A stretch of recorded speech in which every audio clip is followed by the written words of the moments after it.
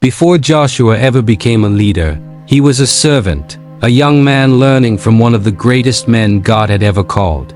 Israel had been freed from Egypt by God's mighty hand. Pharaoh's armies had been drowned in the sea, manna had fed them, and the wilderness had become a school for obedience. Joshua, the son of Nun, walked beside Moses. He watched, he listened, he learned.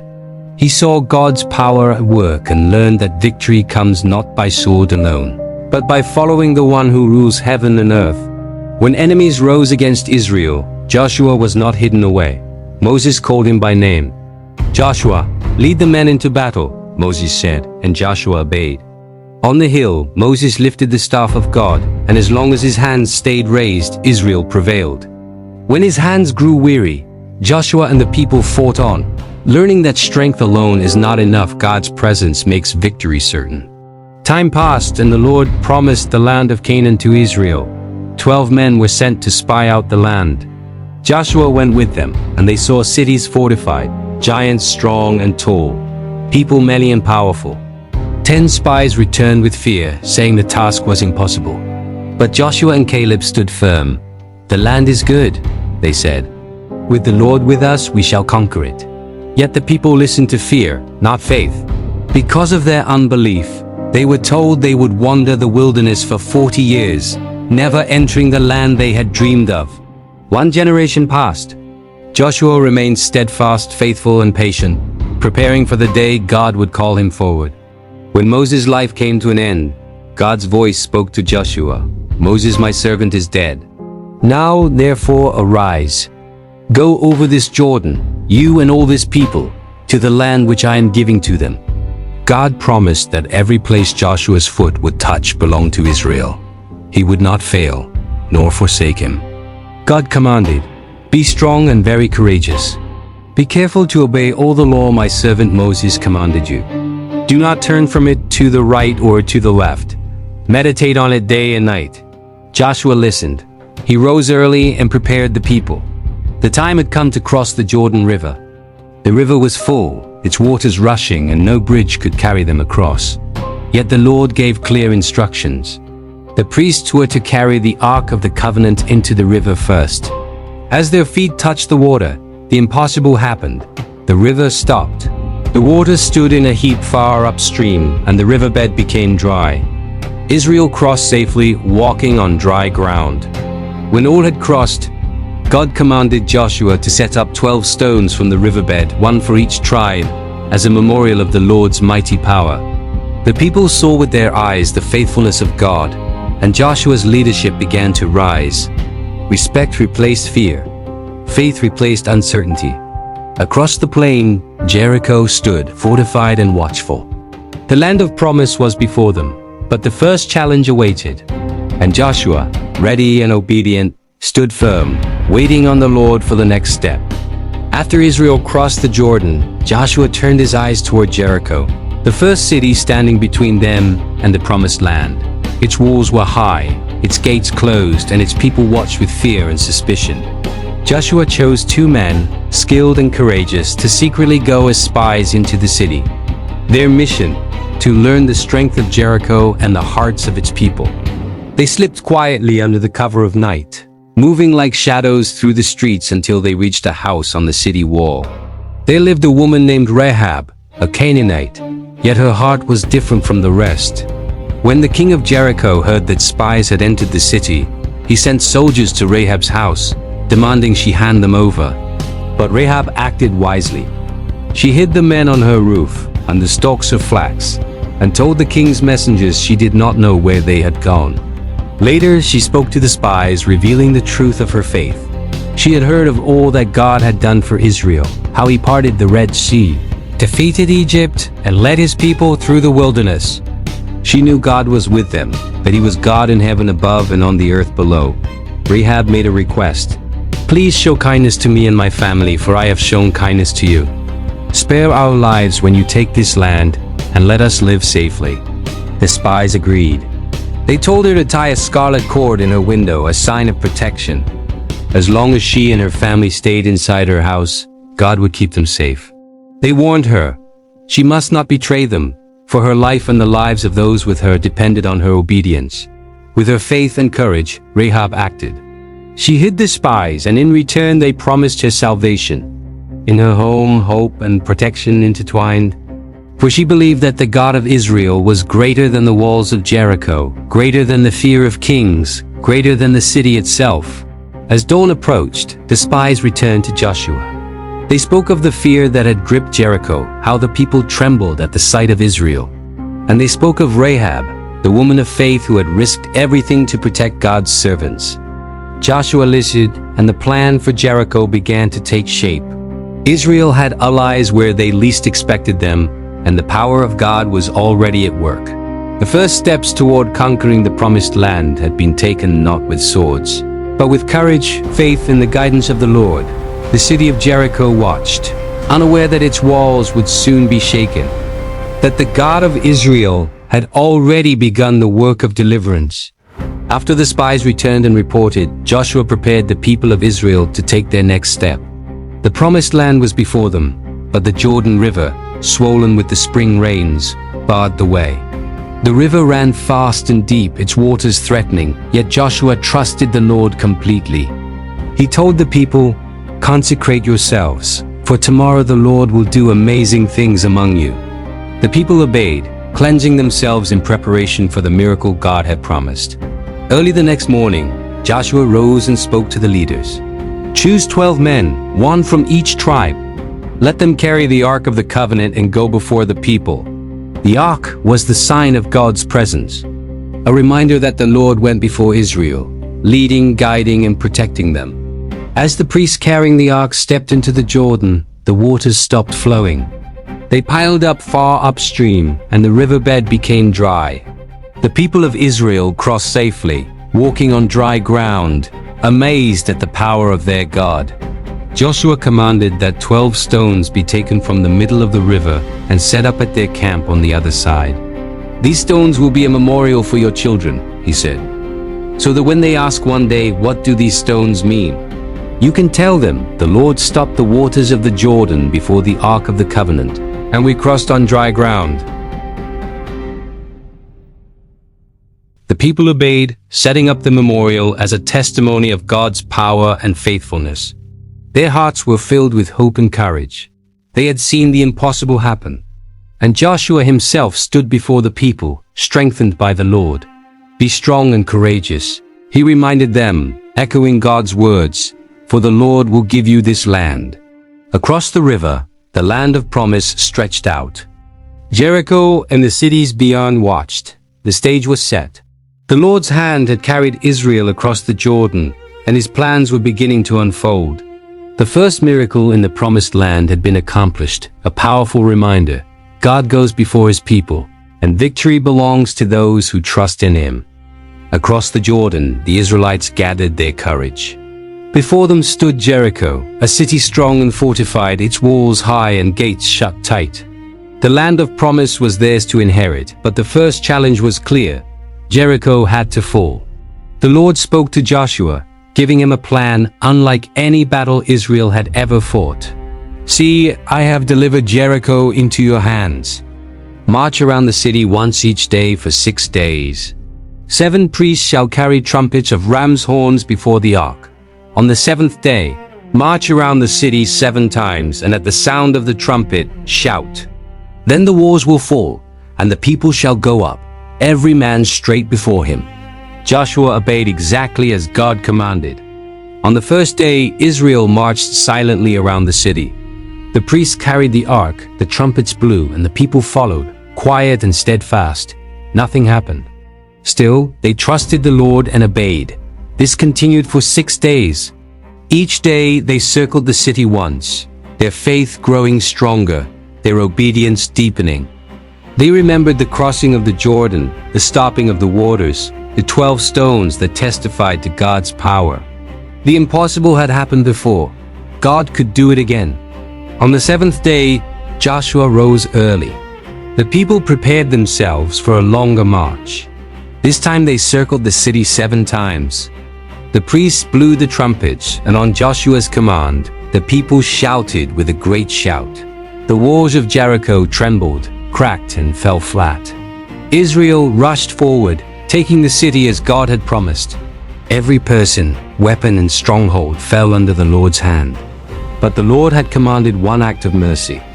Rahab, the woman who had hidden the spies and believed in the God of Israel, and all in her house were spared.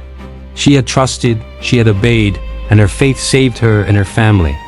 Joshua pronounced a solemn word over the city.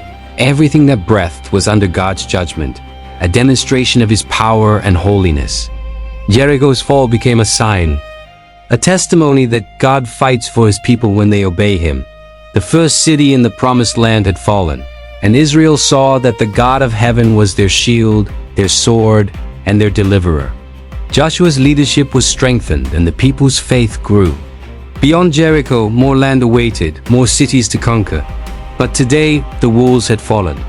The Lord had been faithful, and Israel had begun to claim the land he had promised. After Jericho fell, Joshua led the people to a place called Gilgal. There, God commanded a powerful act of obedience. For 40 years, the Israelites had wandered in the wilderness, and a generation had passed that had not been circumcised. Now, as they stood in the land of promise, every male who had not been circumcised in the wilderness had to be circumcised. Joshua obeyed. With care and reverence, he circumcised every Israelite male, renewing the covenant between God and his people. This act was not just tradition, it was a sign of obedience, faith, and belonging to the Lord. Afterward, they celebrated Passover in the land for the first time. Manna, which had fed them in the wilderness, stopped appearing. For the first time, they ate the produce of the land, fruits, grains, and all the goodness God had promised.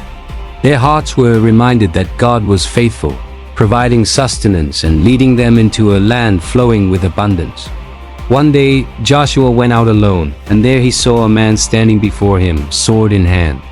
Joshua asked, "Are you for us or for our enemies?" The man replied, "Neither. I am the commander of the Lord's army. Take off your sandals, for the place where you stand is holy." Joshua fell on his face, awed by the presence of God's messenger. He had never stood in such power and holiness before. The commander's words reminded Joshua that victory was not by human strength, but by the Lord who led Israel into battle. Joshua prepared his heart, ready to follow God's direction. The land was full of promise, but each step required obedience, courage, and faith. The Lord's presence went before him, assuring him that Israel would take the land if they followed his commands. At Gilgal, the people renewed their covenant, trusted in God's provision, and witnessed his holiness. The stage was set for the next great battle, the capture of Ai and the campaigns that would claim the land God had promised. Joshua had learned that faith, obedience, and God's presence were the keys to every victory. The first steps into the promised land had been taken, and now the work of conquest was only beginning. After the victory at Jericho, Joshua turned his attention to the next city, Ai. Confident from what God had done at Jericho, the Israelites marched toward this new challenge. But God's plan was about more than strength, it was about obedience. Joshua sent men to spy on Ai, and the report seemed promising. The city was small, with fewer soldiers than Israel. Confident, Joshua led about 3,000 men to attack. But when they approached, the Israelites were defeated and many fell. Fear and confusion spread through the camp. Joshua tore his clothes in grief and fell before the Lord. "Alas, sovereign Lord, why have you brought this upon us? Why have you allowed us to be defeated?" he cried. God's voice came clearly. "Israel has sinned. Someone has taken devoted things for themselves, things I commanded to be destroyed. Because of this, I cannot be with you. Until the sin is removed, victory will not come." Joshua rose early and searched the camp. Through God's guidance, he discovered Achan, a man from the tribe of Judah, who had taken silver, gold, and a beautiful garment from Jericho. Achan had disobeyed God's command, and his sin had caused Israel's defeat. Achan and his family were brought forward. They confessed, and God's judgment was carried out to purify the camp. Then the Lord reassured Joshua, "Do not fear. Stand firm and attack Ai, for I will deliver it into your hands." This time Joshua followed God's instructions perfectly. Israel set an ambush behind the city, while the main army drew the men of Ai out. When the city was empty, the ambush entered, set the city on fire, and trapped the fleeing soldiers. The Israelites struck the city with precision, and Ai was defeated. Every soldier was overcome, and the city was completely taken. Through this victory, Israel learned a powerful lesson. God's blessing comes with obedience. Victory is not merely about courage, numbers, or strategy. It comes from trusting God and following His commands fully. Joshua built an altar to the Lord at Ai and offered sacrifices, giving glory to God for the victory. The people saw once again that the Lord fought for them, and His presence brought triumph over their enemies. With Ai conquered, the land continued to open before Israel. Each step into the promised land required courage, faith, and unwavering obedience to God. The work had only begun, but Joshua and the people were learning that the Lord was their guide and their strength. With Ai defeated and Jericho behind them, Joshua turned his eyes to the wider land of Canaan. The Lord had promised the entire land to Israel, and now it was time to take possession. Joshua began with the southern cities. The people of Israel, following God's guidance, marched steadily. Cities like Makkedah, Libnah, Lachish, Eglon, Hebron, and Debir fell, one by one. Joshua led the army with careful strategy. But every victory came because God went before them, not by human strength alone. Each battle was marked by obedience. The Lord's instructions were clear, and Joshua followed them exactly. The people destroyed the kings, the cities, and everything in them, leaving nothing to idols or rebellion. God's power was revealed with every victory. After securing the south, Joshua turned north. Alliances of strong kings had gathered to fight against Israel. At first, the cities seemed overwhelming strong walls, large armies, but Joshua trusted in the Lord. The Lord told him not to fear, for He would deliver these cities into Israel's hands. Joshua led the army with courage and precision. The cities of the north, Hazor, Madon, Shimron, and Akshaph, fell under Israel's hand. The Lord fought for them, and the people of Canaan saw that God was truly with Israel. No army could stand when the Lord's power was upon them. After the campaigns, the land was quiet. Joshua divided the territories among the tribes of Israel, as God had commanded Moses. Each tribe received the inheritance that God had promised, from the Jordan to the Mediterranean, from the desert to the hills. The work was far from finished, but the people had seen the Lord's faithfulness. Every battle, every city conquered, testified to God's power and His promise. Joshua reminded the people, obedience and faith bring victory. God's word is sure and His promises cannot fail. The tribes settled, the land was claimed, and Joshua's leadership was fully established. Israel was learning that taking the land of promise required courage, careful obedience, and unwavering trust in the God who fights for His people. Years passed, and the work of conquest was complete. Joshua had led Israel from the banks of the Jordan to every corner of the promised land. Cities had fallen, enemies defeated, and the land divided among the tribes. The people had seen God's power, witnessed His faithfulness, and learned that obedience and courage brought victory. Now Joshua gathered all Israel at Shechem, the place where God had first promised the land to Abraham. He called the leaders, elders, judges, and officials to stand before him. Every man, woman, and child could hear the words of their leader, their teacher, and their servant of God. Joshua spoke boldly, "Today we have taken possession of the land that the Lord swore to give our ancestors. Every promise God made has been fulfilled. But remember this, choose this day whom you will serve. Will you serve the gods of the nations around you, or will you serve the Lord who has brought you safely through all trials?" The people answered together, "We will serve the Lord our God, and we will obey Him." Joshua reminded them again, "Do not forget the works of the Lord. Do not turn to other gods. The Lord is our God, and He is faithful. He has fought for us, delivered us, and fulfilled His promises." Then Joshua built an altar to the Lord and wrote the words of the law of Moses on stones as a testimony to the covenant between God and Israel. Every generation that saw these stones would know the faithfulness of God and the obedience of His people. Joshua's words were not just history. They were a call to the future. He urged Israel to remain faithful, to teach their children, and to live according to God's commands. "The Lord is with you as he was with your fathers," he said. "Be strong, be courageous, and do not turn from his law." Finally, Joshua grew old, full of years and wisdom. He had led Israel with courage, faith, and unwavering trust in God. The people mourned when he passed, but his legacy endured. A nation settled in the land God had promised, a covenant renewed, and hearts turned fully to the Lord. Joshua's life showed Israel that God's power and promises are sure, that obedience brings blessing, and that the land of promise is inherited by those who trust in the Lord.